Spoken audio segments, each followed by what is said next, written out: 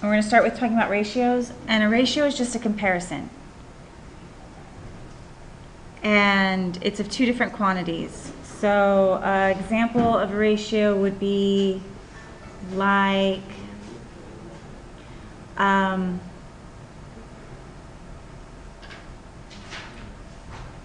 if you said, you know, how they have on those commercials, like 9 out of every 10 dentists prefers Crest. That's a ratio. It's a comparison of quantities. 9 dentists prefer Crest, and there are 10 dentists total. So it compares two quantities. There are 3 ways to write a ratio. Okay, wow.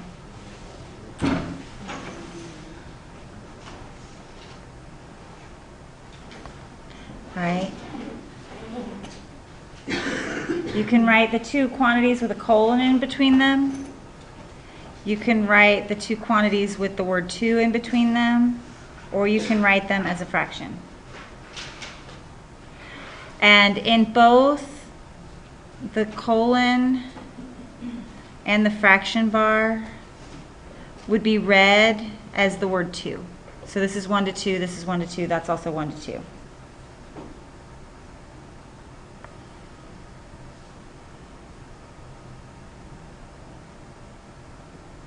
Okay.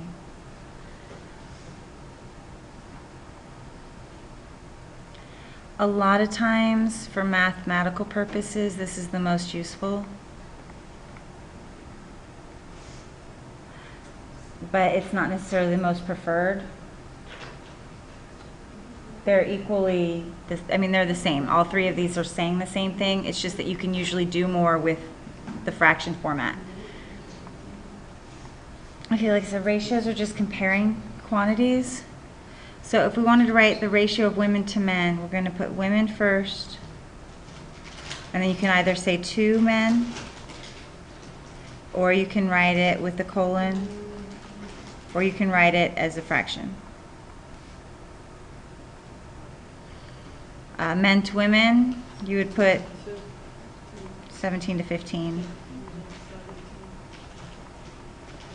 or 17 over 15. Now, if you did women to the class, we first have to figure out how many people are in the whole class. So we're going to add, so it's 38. Where'd you get Where'd you get to the 23? Oh, 17. Yeah. I don't know where I got the 23 Sound from. like where?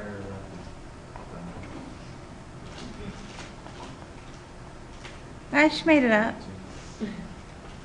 Maybe I was adding in my head and then I flipped it. I don't know. So women to class would be 15 to 32, or again with the word 2, or as a fraction. And then men, same thing, but except with 17. 17. I just said 17 and then I wrote 15.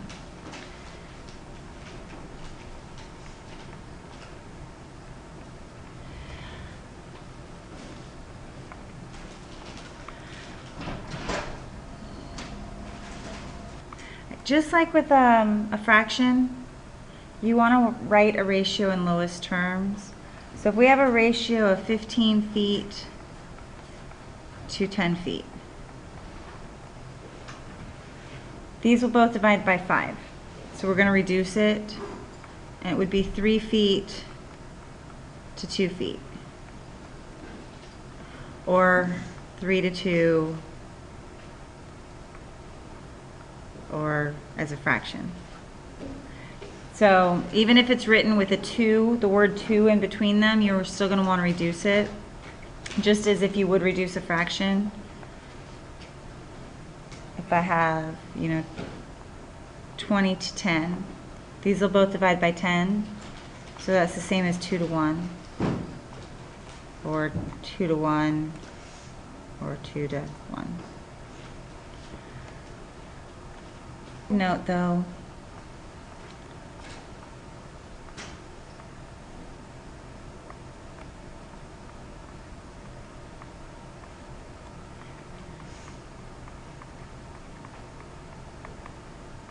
we never convert a ratio to a mixed number. Okay, because it's 3 to 2. It's not 1.5. Because it is a ratio, it's a comparison, so it needs to stay as a comparison.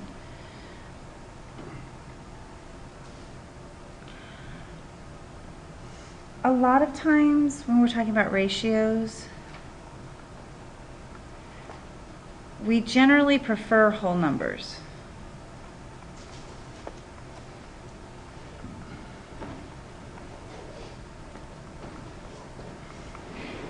Okay, so if we have a picture frame,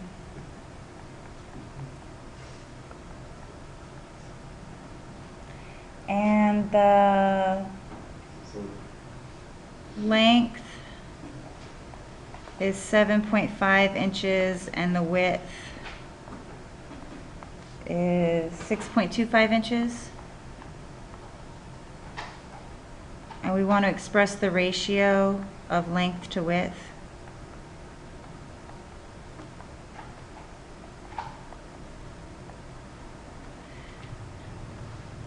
Well, okay, so the length is 7.5 and the width is 6.25. But now we have essentially decimals and a fraction. And we don't really like that, because that's parts inside of parts. So we want to clear the decimals.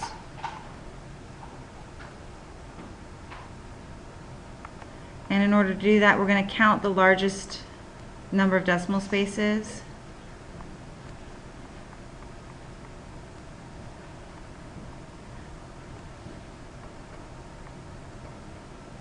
Which in this case is 2.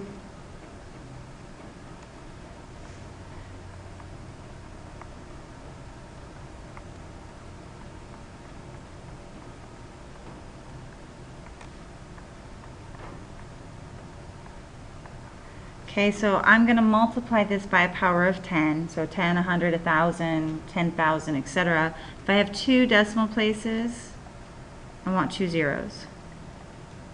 So I'm going to multiply them both by 100, which is going to give me 750 over 625. These will reduce.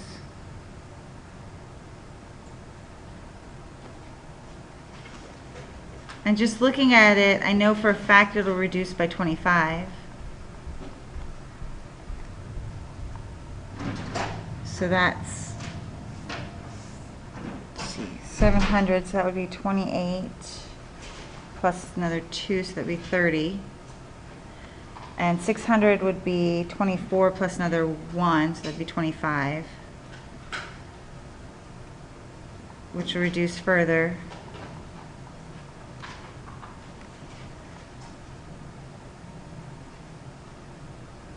So the ratio of the length to width on this picture frame is 6 to 5, even though we started with 7.5 and 6.25.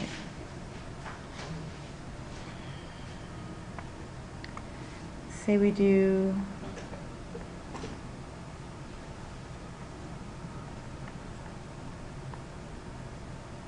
actually, let's use 2.55 to 3.755. I have 3 decimal places, so I'm going to multiply by 1,000.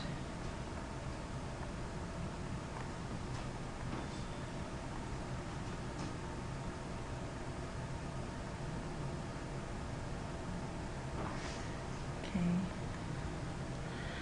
And I'm just going to divide by 5 because I know that that will divide by 5.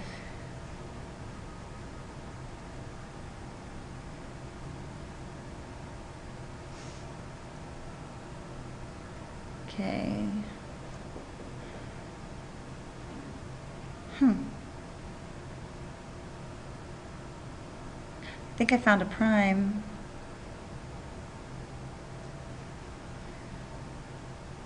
Won't divide by 2, won't divide by 3. It might divide by something larger.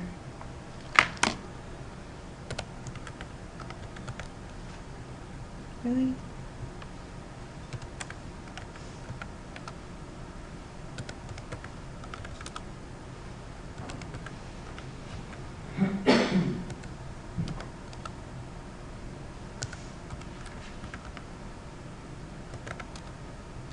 Okay, yeah, it's not going to divide by anything comfortable. So I've got 510 to 751.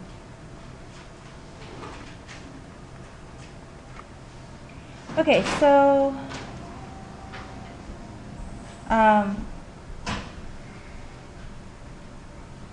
we can use ratios for unit conversions.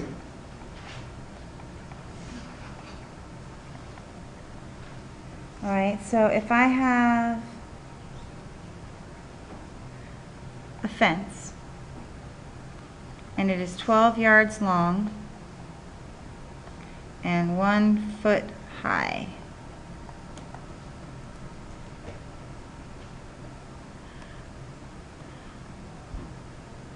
well, I guess it's not for unit conversion. It's, I want, if I'm making a ratio, I want my units to be the same.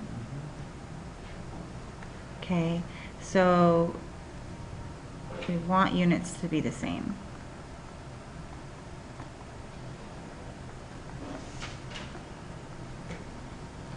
So I would not, I would not write 12 over 1 because this is yards and this is feet. And that doesn't work because I want the units to be the same. So what I'm going to do is I can either, if I wanted to know in yards, I can convert feet to yards. Well, 1 yard equals 3 feet. So by that logic, 1 foot is 1/3 of a yard. Or 0.3, repeating. So I'd have to do 12 yards over 0.3 yards, but we don't want decimals, so I'd multiply everything by 10. So I would get 40 to 1 would be the ratio of that fence in yards.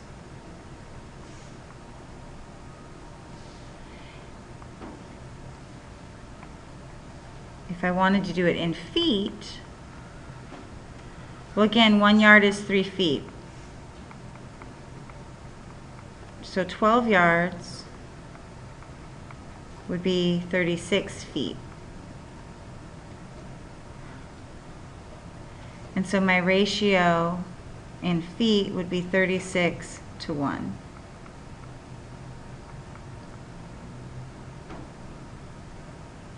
Now I'm getting different numbers. But that's because this is feet and that's yards. Make sense?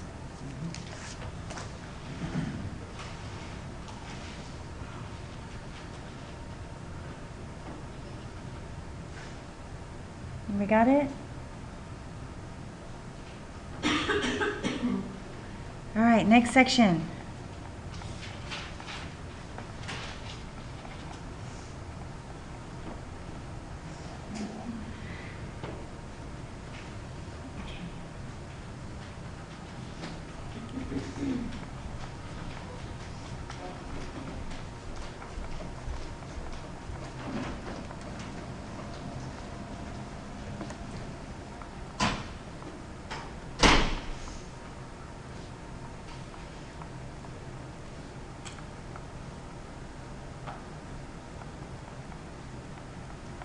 Okay, a rate is a ratio that compares different kinds of quantities, and the rate that you're probably most familiar with is speed, which compares miles and hours, miles per hour. That's a rate, but that's a type of a ratio. Another type of rate is price per pound. You know, when we buy groceries, it's a rate. It compares two different quantities. Trying to think. Minutes per second. That's yeah, minutes per second. So things of that nature. So we're comparing two different numbers, but they're two different types of numbers. whereas a straight ratio is usually the same type. So we have words that will tell you it's a rate.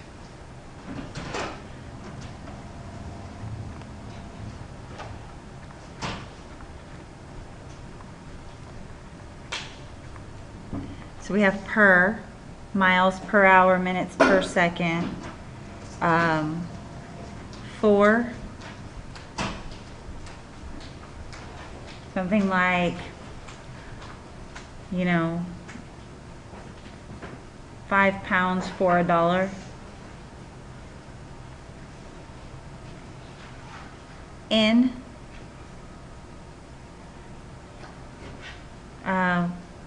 1 mile in 20 minutes. That would be a rate. And on. The example they give you is 270 miles on 12 gallons of gas, but that's a horrible mileage.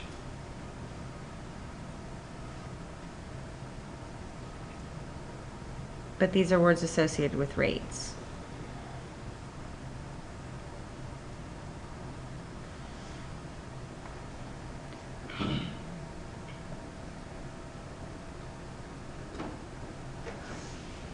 Whatever number comes first goes on top.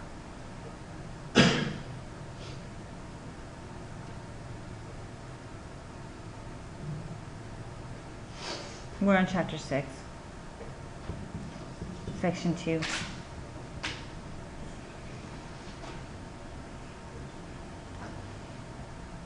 Okay, everybody got this one?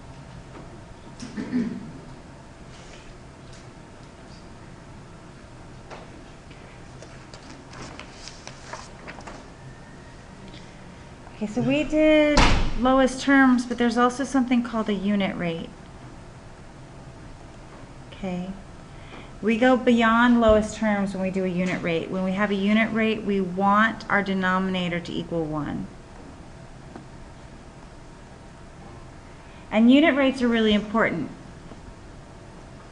If you're talking about gas mileage, that's a unit rate, 32 miles per 1 gallon.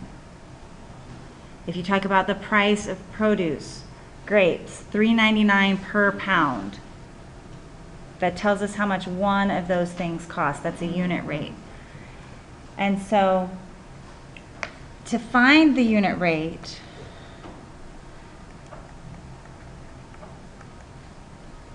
you divide the numerator by the denominator.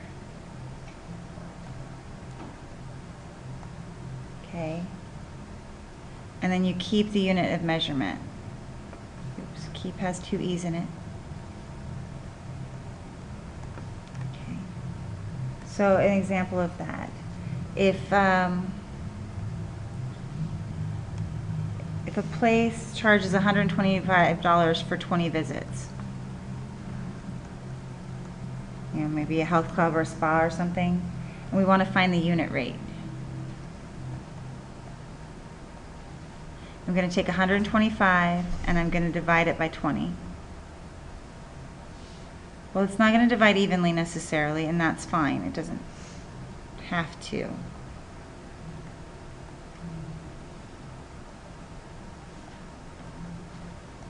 I get 625.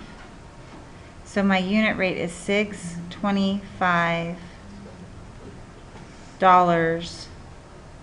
per visit.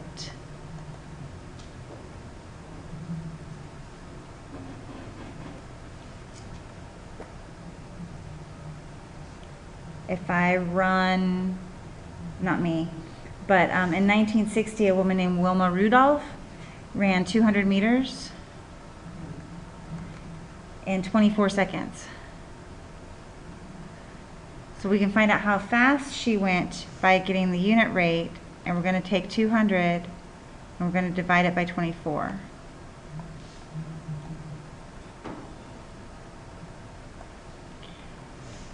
So she's going 8.33 meters per second. That's how fast she was running. So that be almost like all problems, how to use unit rate? Mm-hmm. Yeah, on every problem, if you're asked for unit rate, you just take the first number, you divide it by that second number, and then keep the units. Another one, baseball, Barry Bonds. He got 149 hits and 403 at bats. And we can find his hitting average, which is hits per at bats. So I take 149 and I divide it by 403.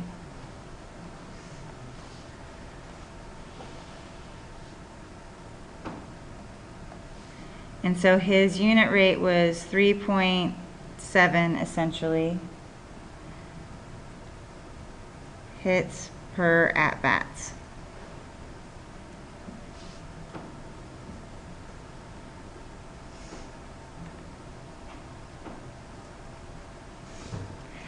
All right, so the unit cost is the cost per 1 unit of something.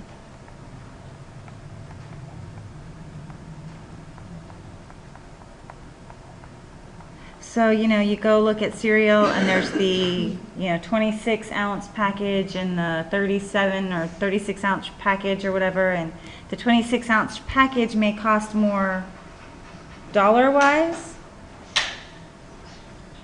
Or, sorry, cost less, 26 ounce. So it might cost less dollar-wise, but it might cost more on the unit cost. So what you do, all right, so we'll do apple juice.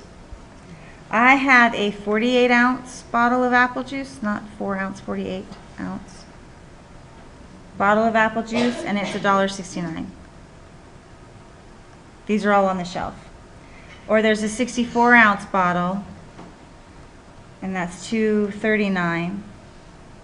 Or there's a 10-pack of 6-ounce bottles, right? The little like juice boxes or whatever, and that's $2.99. We need to find out which is the better deal. So you take, first of all, 10-pack 6 ounces, that's 60 ounces. Okay. So we're going to take this 48 ounces and $1.69, and I'm going to divide that $1.69 by 48 because I want to know the per ounce price.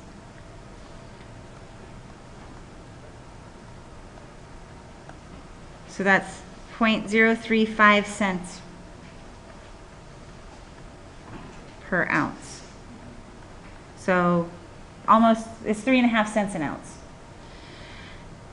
If I take that 64 ounce and I divide it by 64, 2.39 divided by 64, that's 0.037.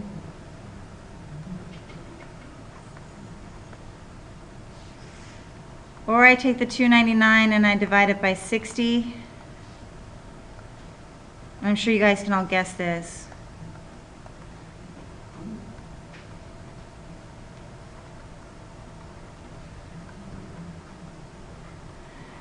Because the convenience packaging is always the more expensive, right? So the 48 ounce is actually the better deal because it's cheaper per ounce.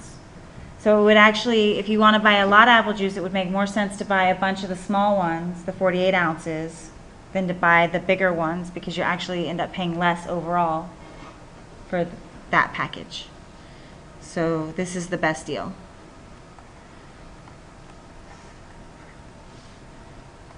Mortality rate is you divide the number of people that died by the number of people that are doing it, so 1,000, which, well, we already know from decimals that's going to be 1, 2, 3, 4. So it's 0.0028.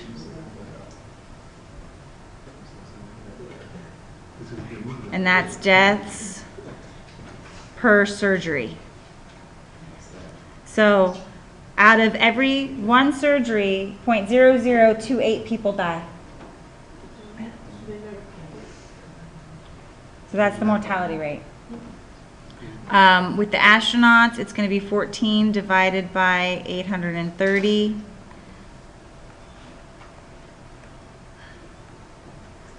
So the mortality rate of flying in space is actually much higher.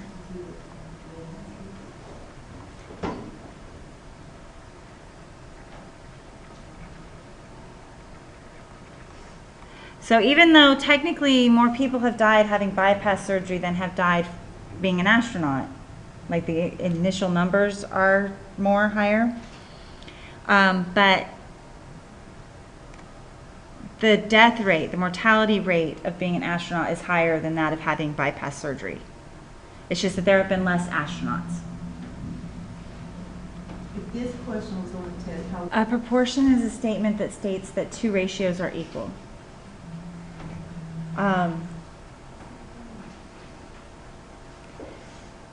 What we would do is, do you remember those games like glove is to hand as sock is to foot? That's a proportion.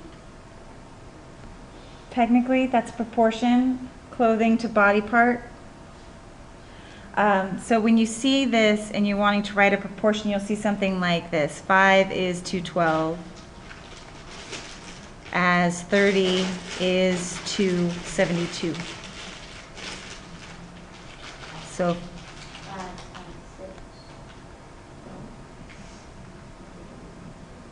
okay, so these two fractions, these two ratios are equivalent. They're equal, and it's like you just said, 5 times 6 is 30, 12 times 6 is 72. Or you might get 240 miles is to 4 hours, as 300 miles is to 5 hours. So we'd write 240 miles over 4 hours is equal to 300 miles over 5 hours. And these are proportions.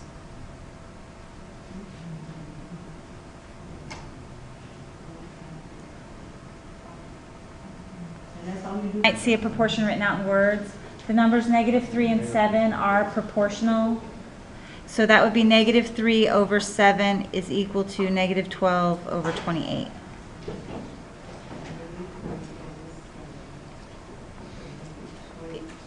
To see if two ratios form a proportion, to see if they're equal. For example, if I ask you, is 3/5 equal to 9/15?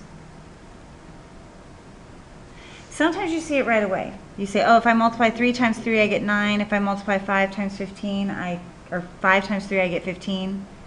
So they're both by 3s, so yes. But if you don't see it, which you might not, the quickest test for it is to cross multiply. So I'll do 5 times 9 and 3 times 15. This is 45. This is 45. If these are equal, these are equal. So yes, they are a proportion. So if you cross multiply and you get two numbers that are the same, then the two ratios form a proportion. If you get two numbers that are different, then they won't form a proportion. So for example, if I tried 8/4 and 10 over 5. And if I cross multiply this, no,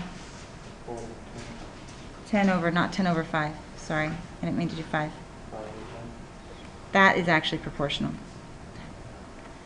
Let's do 10 over 6. So I'll do 4 times 10 and 8 times 6.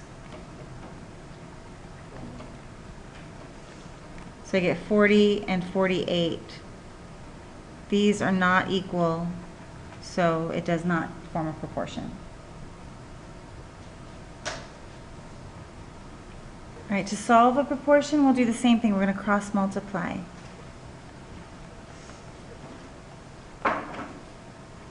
Okay, I do x times 39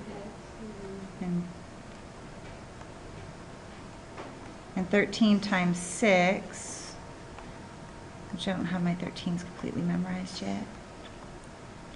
So I get 39x is equal to 78. And then I divide. x equals 2.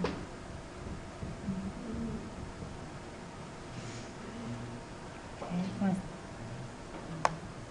so we'll do another one. If I have 0.8 over negative 3.1 is equal to 4 over p. I'm going to cross multiply. So I get 0.8p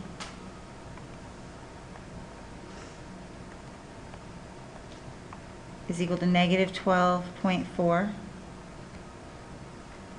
Then I will divide both sides by 0.8.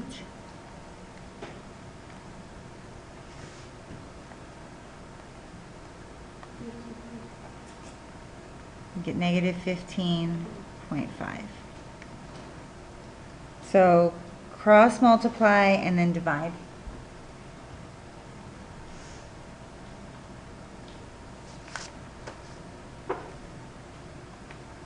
On 5 gallons of gas, we want to know how far can she drive on 12 gallons. Okay, here's what's important. You're going to set up a proportion.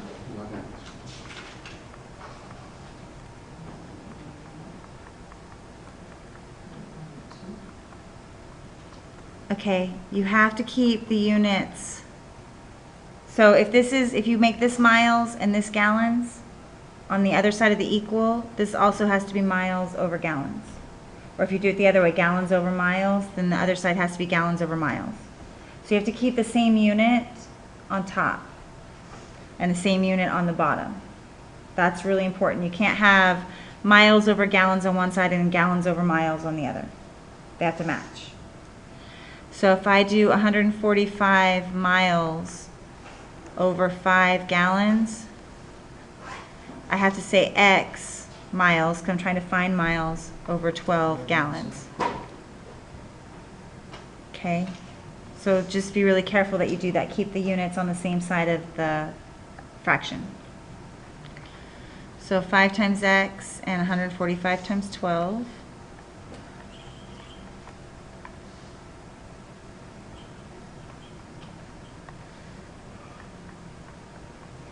And then divide both sides by 5.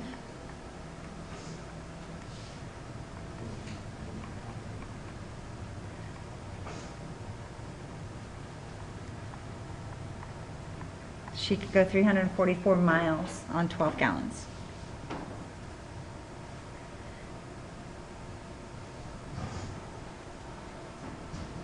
A more useful application is if you say, my car gets 34 gallons, sorry, miles, not gallons.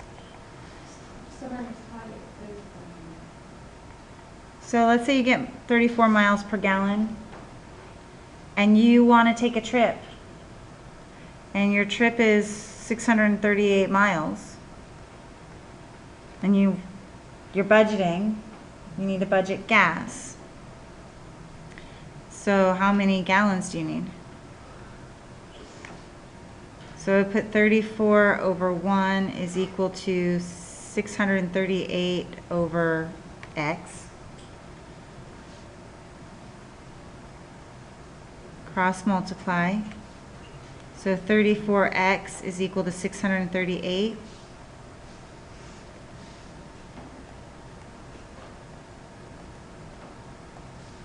So you would need 18.76 gallons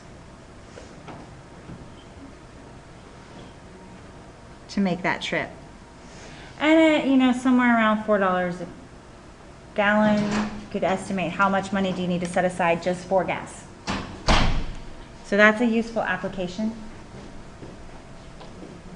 So this is literally what they do. So a biologist wants to figure out how many elk, wolves, deer, whatever are in a certain area. They capture some.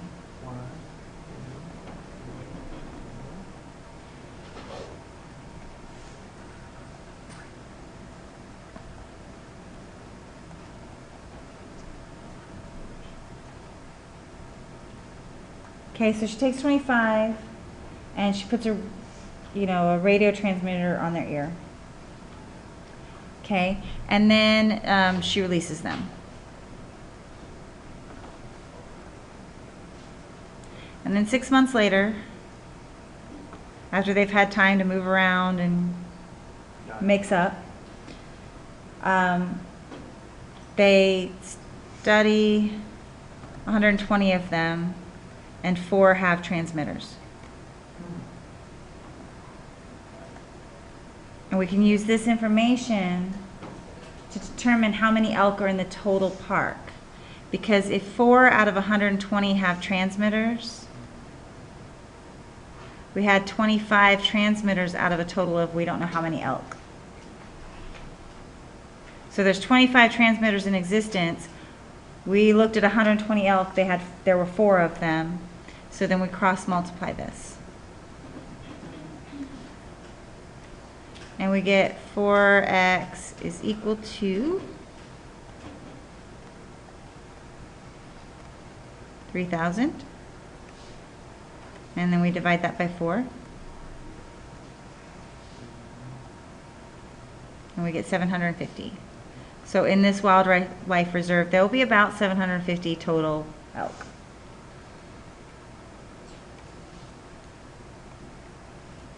What constitutes a similar figure or similar things being similar? You've seen scale models, like a scale model of a building. The building is the same proportion as the original, like the real building would be. The model, it's just shrunk. It's the same thing with similar figures. If you have 2 triangles, they're the same shape and the same proportion, but one will be big, one will be small. So if I take my handy dandy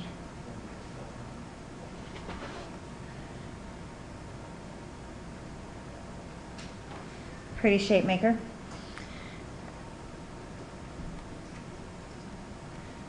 and we say that these are similar, which I didn't draw them quite so well, so they're not perfectly similar, but we're going to say they are similar.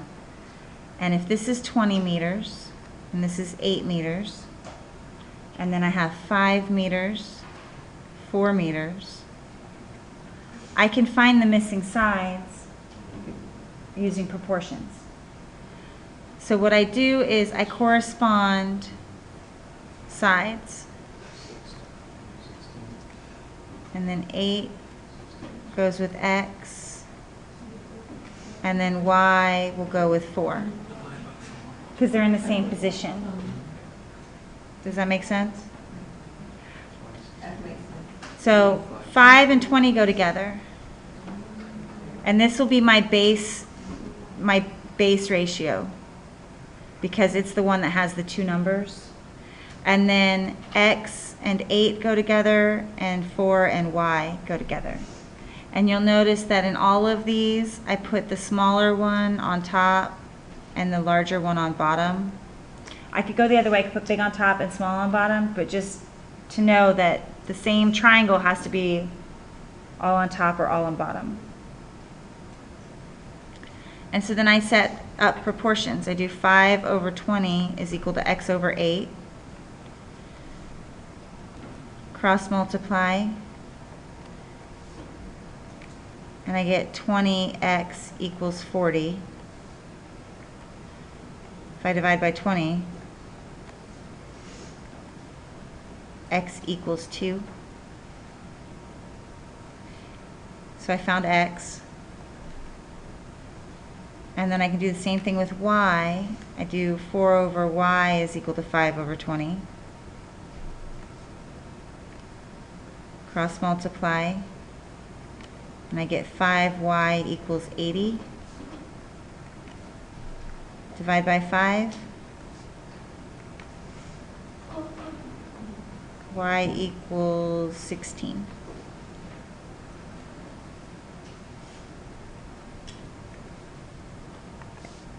That's me. And then 7 over x. So I will cross multiply. And the reason I picked 12 and 36 is because they're corresponding sides, and 7 and x are corresponding sides. So I cross multiply and I get 12x is equal to 36 times 7. And then I'm going to divide by 12.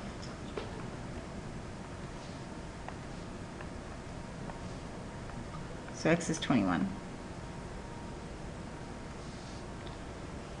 And this will work with any shape.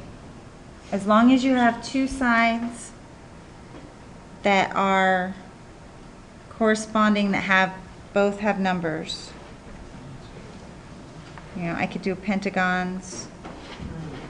And as long as at least one set of sides, this side and this side, say for example have numbers, both have numbers, I could find all the other sides.